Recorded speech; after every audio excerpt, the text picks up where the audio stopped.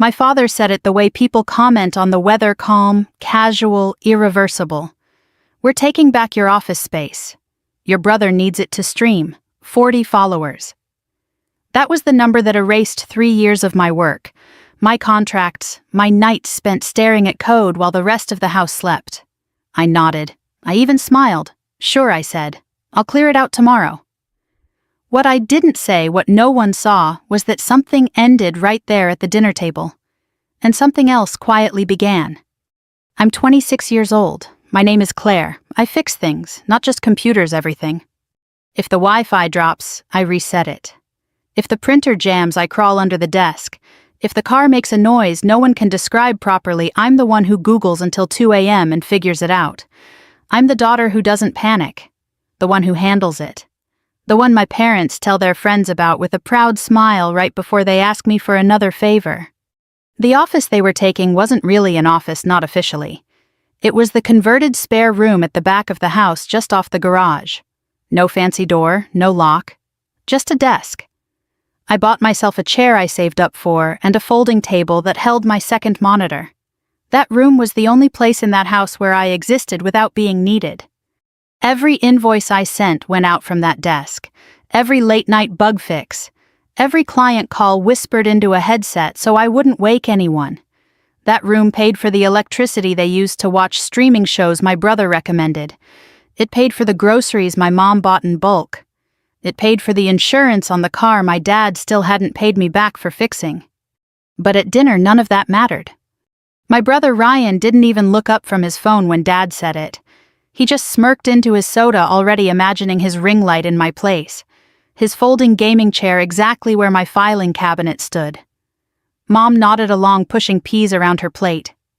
He's got momentum, she said, like that explained everything. Momentum. 40 followers and a dream. I paused with my fork halfway to my mouth.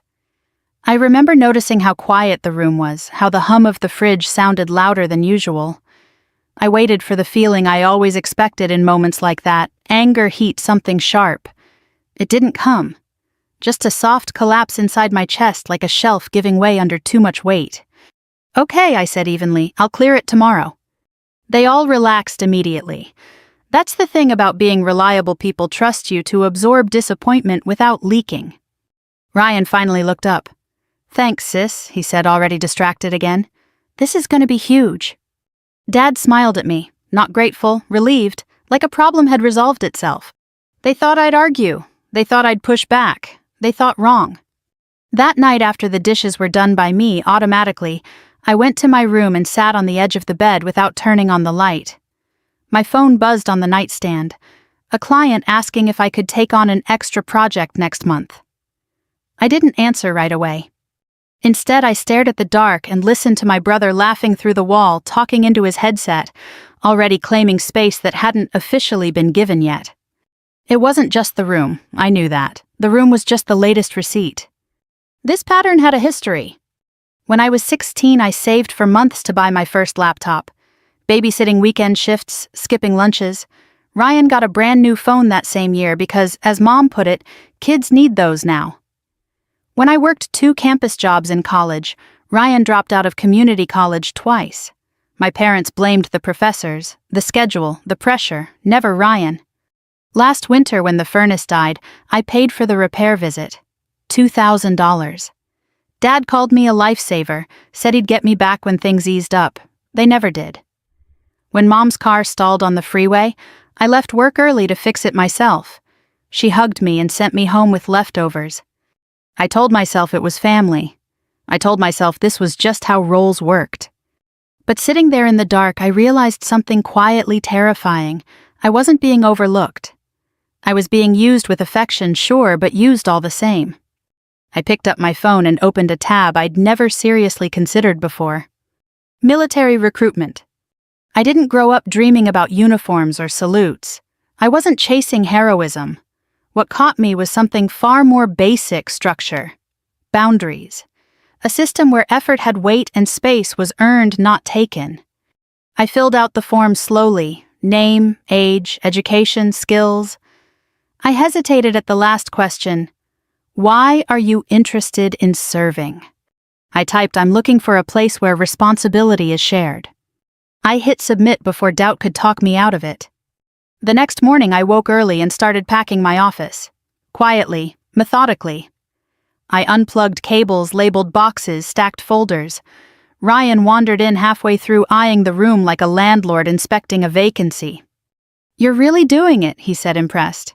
"Yeah," I said. "Cool, I'll need that outlet for my mic." I nodded and kept working. By noon, the room was empty. My desk leaned against the garage wall. My monitor sat face down in a box. The space looked smaller already, less like mine, more like something temporary. Dad stepped in and clapped his hands once. "Good," he said. "This'll work." That afternoon, the recruiter called. His voice was calm, practiced. Asked about my goals, my health, my background. Told me about options, training, benefits. I answered honestly. I didn't mention the office, or Ryan, or the dinner table. That evening I told my parents I'd scheduled an appointment to talk about enlistment. Mom blinked. The military dad frowned. "That seems extreme." Ryan laughed. "You really?" I smiled the same way I had the night before. "I've been thinking about it." They exchanged looks, confused but unconcerned. They didn't see it as an exit, just another thing I'd handle and move past. They had no idea that the door had already opened behind me, and that once you step through something like that, you don't come back the same. The decision didn't feel dramatic at first. It felt administrative, like clicking confirm on a form you've already read 3 times. I went to work that week as usual, headphones on, code scrolling, pretending nothing fundamental had shifted. But something had. I could feel it in how my shoulders stayed tense even when the house was quiet, in how every request now landed heavier than it used to. Ryan's streaming setup took over the back room immediately. LED lights bled under the door at night. His voice carried down the hall, loud, confident, rehearsed. He talked to his followers like they were a stadium instead of 40 usernames. Dad bragged about him at breakfast. Mom asked me if I could take a look at the audio because it sounded fuzzy. I said I'd check later and didn't. The memories kept lining up one after another like receipts sliding onto a counter I'd never cleared. They weren't dramatic scenes. They were small. That's what made them stick. When I was a kid, I learned early that being useful meant being safe. If I helped, if I fixed, if I stayed calm, I was praised. Ryan didn't have to be calm. He was allowed to be loud, messy, unfinished. When he broke things, they called it learning. When I broke down, they called it stress and told me to rest after I finished what needed doing. In high school, I bought my own calculator when the school-required model changed mid-year. Ryan complained about his and got a new one the next day.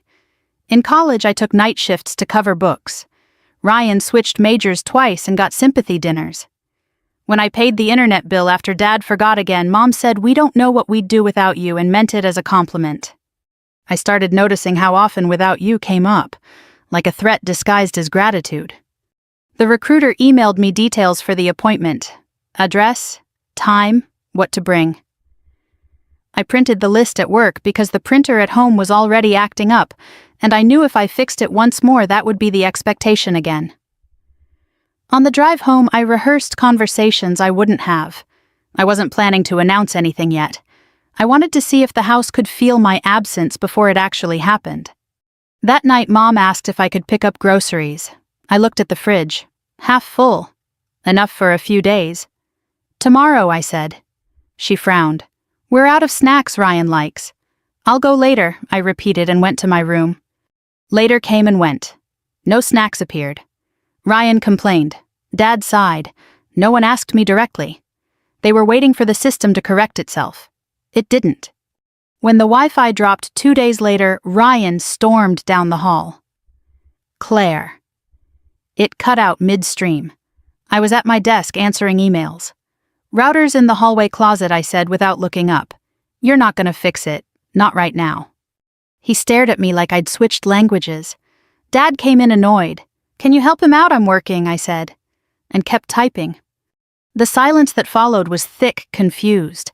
I felt something loosen inside me, not relief, recognition. The house ran on my invisible labor. Once I stopped supplying it, automatically everything sputtered. That weekend, I went through my things and started making quiet decisions. What mattered, what didn't. I packed important documents into a folder and slid it into my car trunk. I backed up my hard drives twice. I changed passwords. None of it felt spiteful. It felt careful. At dinner Sunday night, Dad mentioned money. "Things are a little tight," he said casually. "Might need some help until Ryan's channel takes off." I chewed slowly. "I'm budgeting differently right now." Mom looked surprised. "Since when? Since now?" They exchanged glances again. That look shared confusion, mild irritation. They still thought this was a phase, a mood. The appointment at the recruitment office was quiet. Fluorescent lights, neutral walls, paperwork. The sergeant asked me why I was interested. I gave the same answer, only clearer. "I want accountability. I want to earn my place." He nodded like he'd heard that before. Maybe he had. When I got home, Ryan had moved my old bookshelf into the garage without asking. My notebooks were stacked unevenly on top, pages bent. Something hot flickered through me, then not rage exactly, but a boundary being crossed with a smile. "That was my shelf," I said. "You weren't using it," he shrugged. "I needed space for cables." I picked up the notebooks and carried them to my room. Slowly, deliberately. Dad watched from the doorway. "You're being sensitive," he said. "No," I replied. "I'm paying attention." That night, I lay awake listening to Ryan celebrate a new follower like a victory parade. I thought about the forms I'd signed, the training schedule, the months ahead.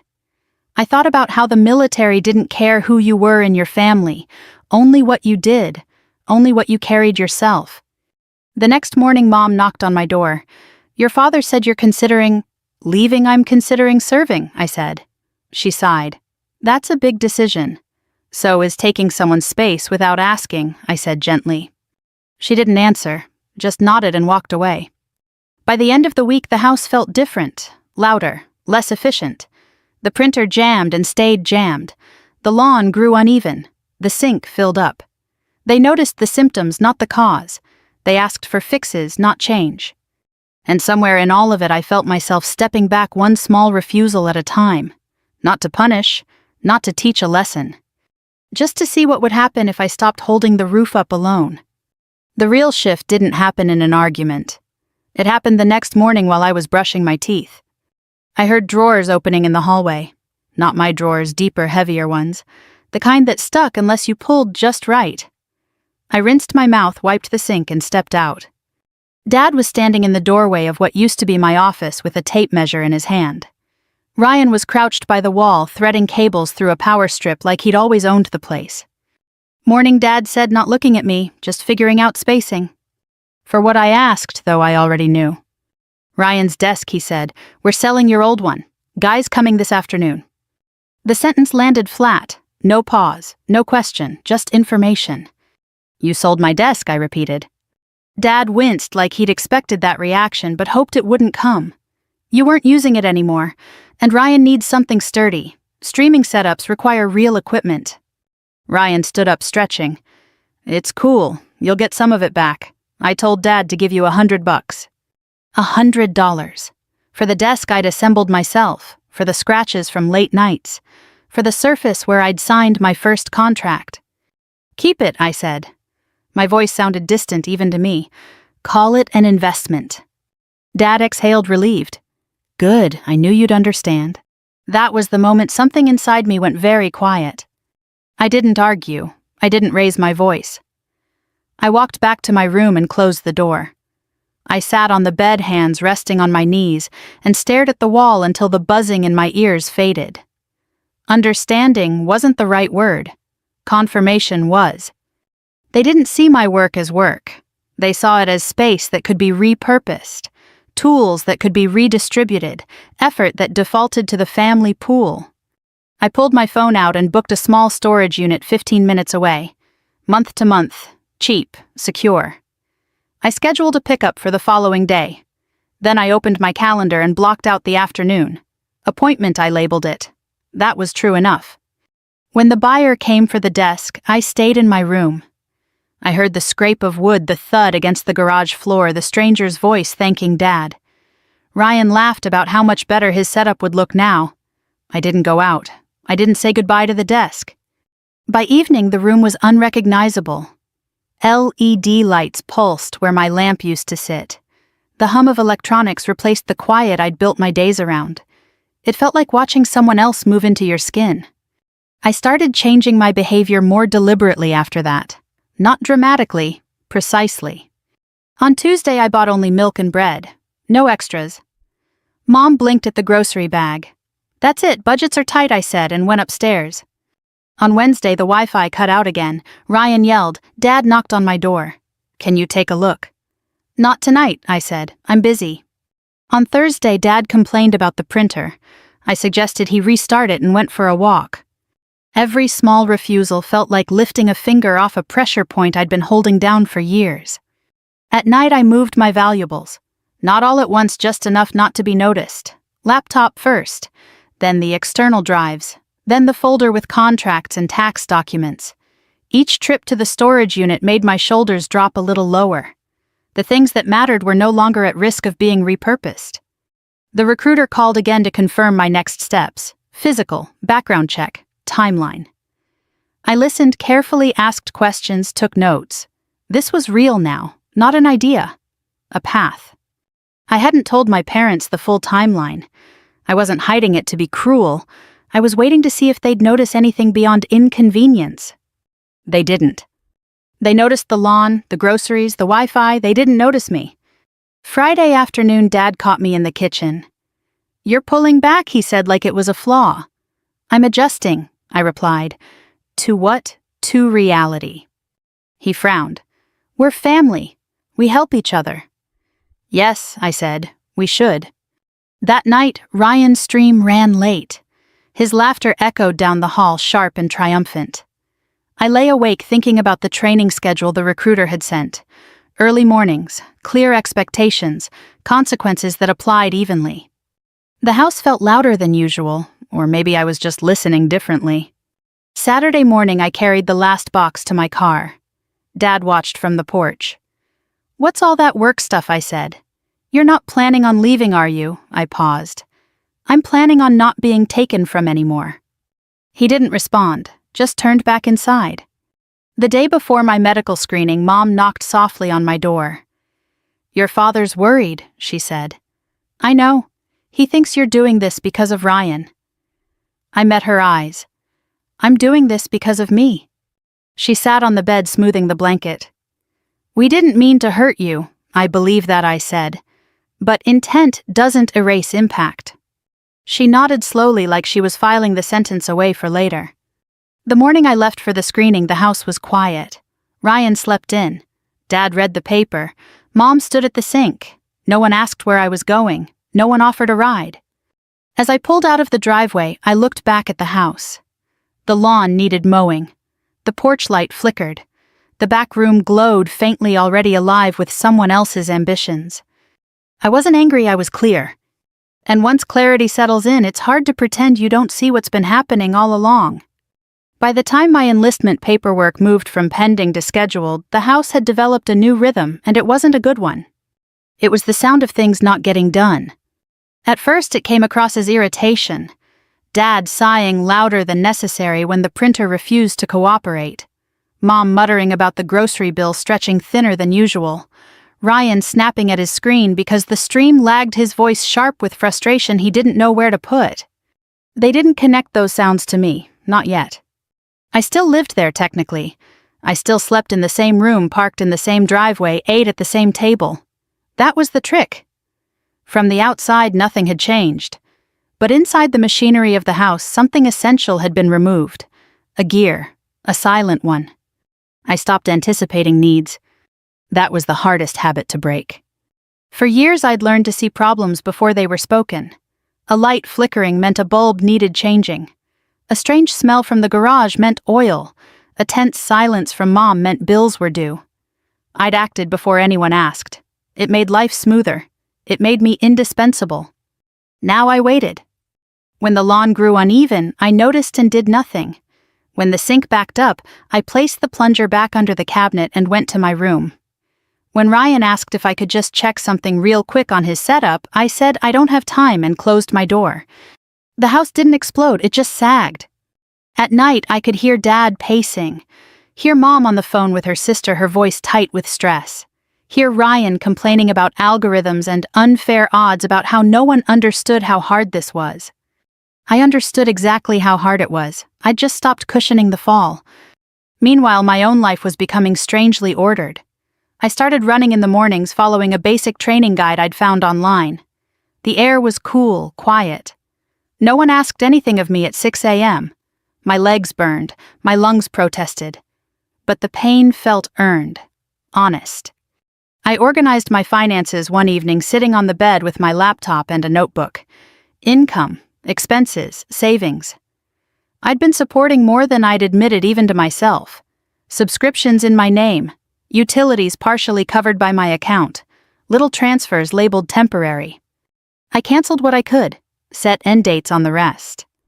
The first notice came 3 days later. "Why is the internet warning us about disconnection?" Mom asked, holding her phone out to me like evidence. "I changed the billing," I said. "It ends Monday." Her eyes widened. "But Ryan needs it. Ryan can pay for it," I replied. She stared at me like I'd just suggested something immoral. That night, Dad knocked on my door.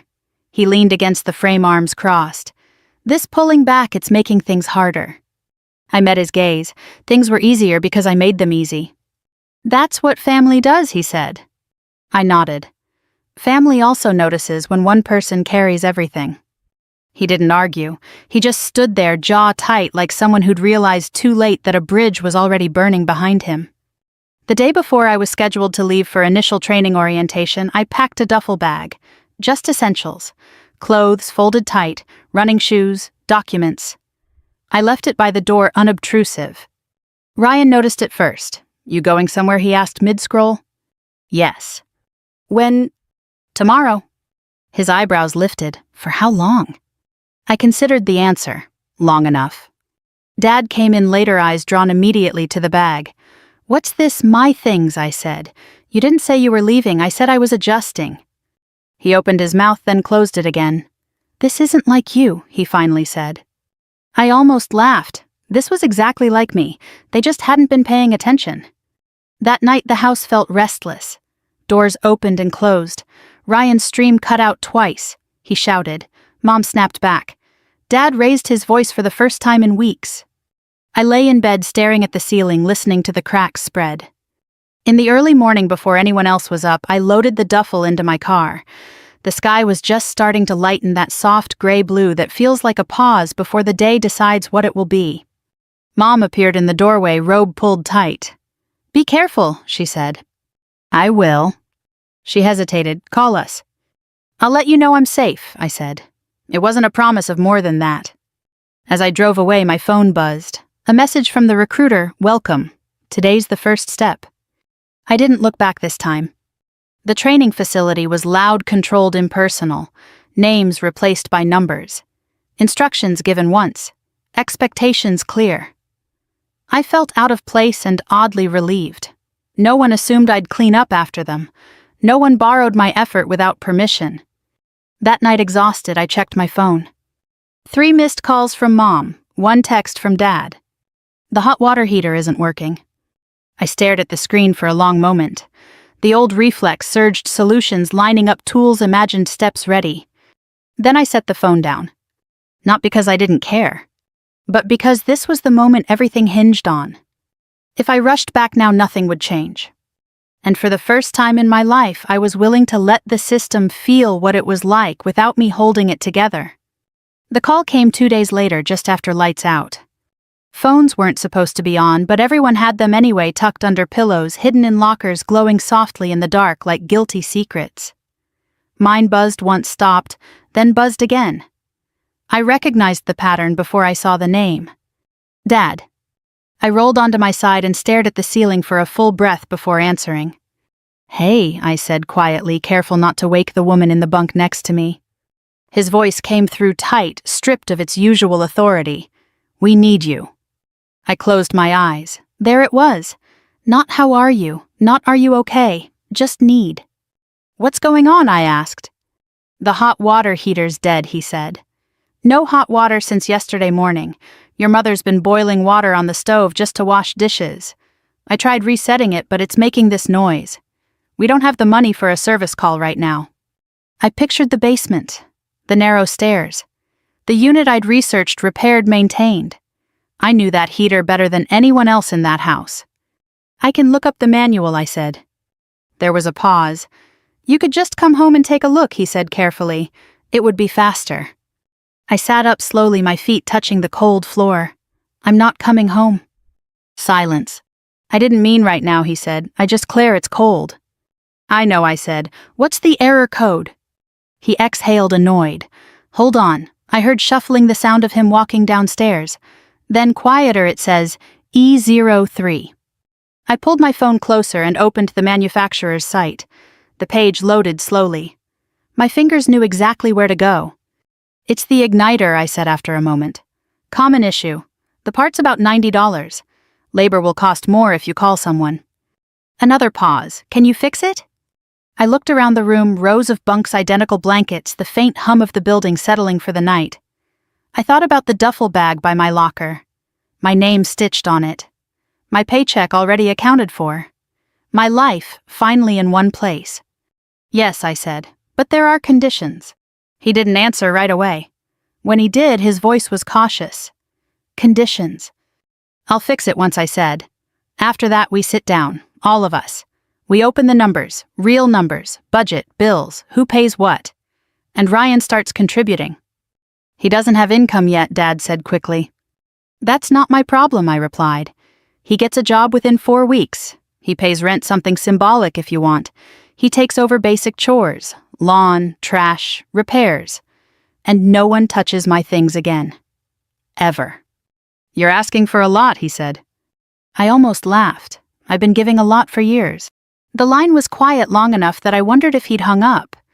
Finally, he said fine. I drove back that weekend. The house felt smaller when I walked in. Colder. The heater clanked angrily in the basement. Mom hovered in the kitchen, tired lines deeper than I remembered. Ryan sat at the table, scrolling his streaming setup, dark for once. I didn't hug anyone. I didn't scold. I went straight to work. The igniter was cracked, just like I thought. I replaced it, tested the system, waited until the heat kicked back on. The house filled with warmth, slowly, almost grudgingly. When Mom started thanking me, I held up a hand. Kitchen table, I said. Bills. Dad swallowed. Now. Yes. We spread everything out. Mortgage, utilities, groceries, streaming subscriptions, phone plans, repair costs. I added my bank statements last. Highlighted the transfers, the amounts, the dates. This, I said, tapping the paper, is what it actually costs to live here. Ryan rolled his eyes. This is dramatic. This is math, I replied. I turned to him. You pay $250 a month. You get a job within 4 weeks. Any job. You mow the lawn. You learn basic repairs with Dad. That's not fair, he snapped. I'm trying to build something. So was I said, and I still paid my share. He looked to Dad, waiting for the rescue. It didn't come. Dad rubbed his face with both hands. Your sister's right, he said finally. Things have to change. Ryan stared at him like he'd been betrayed. I stacked the papers neatly. I'm not cutting off love, I said. I'm cutting off unlimited access. No one argued after that? The first week back at training, my phone stayed mostly silent. That alone told me everything. No frantic messages, no missed calls stacking up, no just one quick question. The house had adjusted awkwardly, imperfectly, but it hadn't collapsed. That realization carried a strange mix of relief and grief. Relief that I hadn't imagined my own importance. Grief that it had taken my absence for them to notice it. By day 10, the routine had settled into my bones. Wake before dawn. Beds made tight enough to bounce a coin. Boots lined up, laces tucked. Every movement had a reason. Every correction came with clarity. No one apologized for standards. They just enforced them. I thrived in it more than I expected. At night, when the lights went out, I lay awake listening to the building breathe, hundreds of people, adjusting to the same discipline, the same expectations. No one asked me to fix their life. No one assumed I would. For the first time, I wasn't infrastructure. I was just another person carrying my own weight. On day 12, Mom texted, "Your father says thank you again for the heater. It's working fine." I read it twice. No request followed, no hint, just information. I replied with a thumbs up and put the phone away. The next message came 3 days later, from Ryan. "Dad says I need to start paying rent next month." I smiled despite myself. "That's what we agreed," I typed back. A pause. Then I got an interview at the warehouse. Not streaming, but whatever. "Whatever pays the bills," I replied. There was no instant response. I imagined him sitting on his bedphone in hand, processing the unfamiliar sensation of consequence. It wasn't punishment. It was adulthood arriving without asking permission. A week later, Dad called, middle of the afternoon this time. I stepped away from the common area and answered. "Hey," he said. His voice sounded older, not weaker, just more careful. "I wanted to let you know we set up a budget." "That's good," I said. "We cut some things," he continued. "Streaming services, upgraded phone plans, stuff we didn't really need." I leaned against the wall listening. "And Ryan's been mowing the lawn," he added, almost like he was testing the words. "Not well, but he's doing it." I let out a small breath. "Good." There was a beat. "You're doing well there." "Yes," I said honestly, "I am." Another pause, then quieter. "We should have done this sooner." He didn't say "I'm sorry." He didn't say we were wrong, but it was the closest he'd ever come. 6 weeks passed. The first paycheck hit my account on a Tuesday morning. I stared at the numbers longer than I needed to, not because of the amount, but because of what it represented. My work, my effort, my name attached to something earned without negotiation. I paid my bills. I moved a portion into savings. I bought myself a pair of running shoes that didn't hurt my feet. Small, deliberate choices. Each one felt like placing a brick in a foundation that was finally mine. Near the end of training, Dad called again. "The furnace is acting up," he said, cautious now. "I'm not asking you to come. I just wondered if you knew what the noise might mean." I pictured the control panel, the manual, the diagram etched into my memory. "What does it sound like?" I asked. He described it, slowly, carefully, like someone trying not to fail a test. "It's probably the blower motor," I said. "You can check the filter first. There's a video online." "You're not going to walk me through it?" he asked, not accusing, just curious.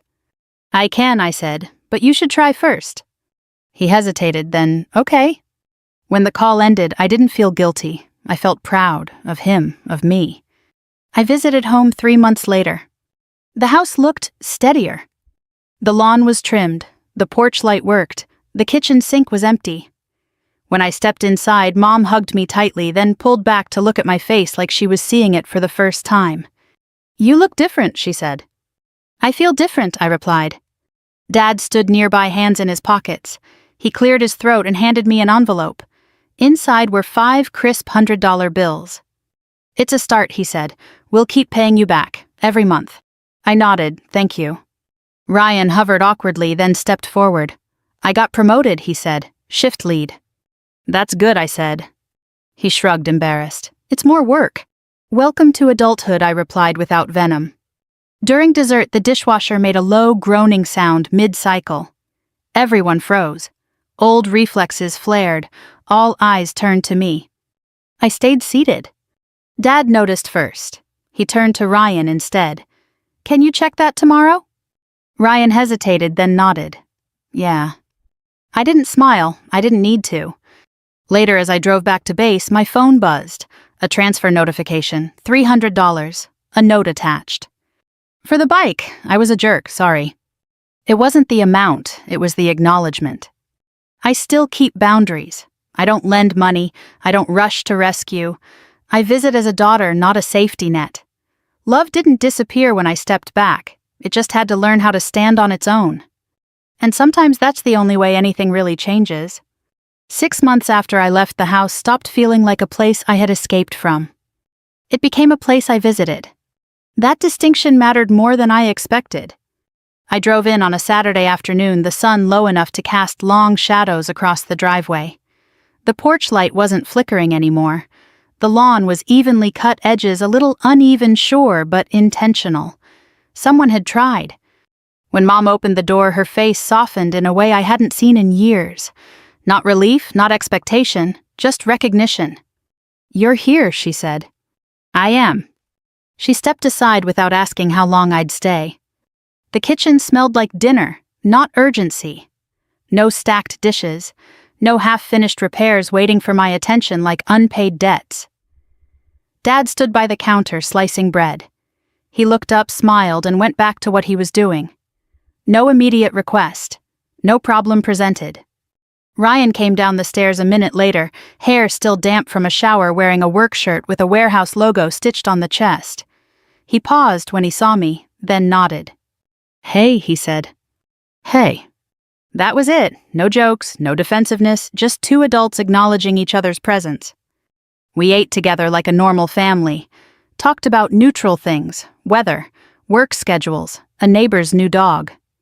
I noticed what wasn't said. No one mentioned money. No one hinted at repairs. No one asked me to take a look at anything. After dinner, Dad cleared his throat and reached into his wallet. He slid an envelope across the table toward me. Inside were 5 crisp bills, carefully folded. "Same amount as last month," he said. "Automatic transfers set up now. You won't have to remind us." I met his eyes. He didn't look away. "Thank you," I said. He nodded once, not proud, not ashamed, just steady.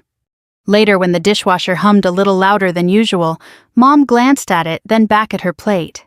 Dad followed her gaze, then turned not to me, but to Ryan. "Can you check that tomorrow?" he asked. Ryan sighed lightly. "Yeah, I'll look it up." No one looked at me. That was the moment I felt it loosen the last tight knot I hadn't realized I was still carrying. We sat in the living room after dinner. Ryan talked about work, not dreams, not followers, actual shifts, actual supervisors. He complained about early mornings and sore feet. I listened without interrupting. "It's harder than it looks," he admitted quietly. "I know," I said. He glanced at me, surprised by the lack of judgment, then nodded. Before I left, Mom hugged me again. Longer this time. "I didn't realize how much you were holding," she said into my shoulder. "I'm sorry." It wasn't perfect, but it was real.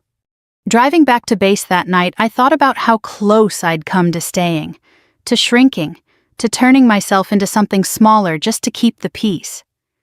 I thought about how easy it would have been to keep fixing, keep paying, keep absorbing. Leaving didn't end my family. It ended their habit of living on my back. I still love them. I still show up. But I show up as a daughter, not as infrastructure. I don't lend money. I don't solve every problem. I don't rush in when something breaks. I let them try. I let them learn. Sometimes the kindest thing you can do isn't to stay and suffer quietly. Sometimes it's to walk away so everyone else has to finally stand up. If this story resonated with you, if you've ever been the reliable one, the fixer, the person everyone leaned on without asking, tell me. Where are you watching from? What part of this felt familiar? We share stories like this every day, stories about boundaries, accountability, and finding your way back to yourself. If you don't want to miss the next one, please like, share, and subscribe. Let's keep going together.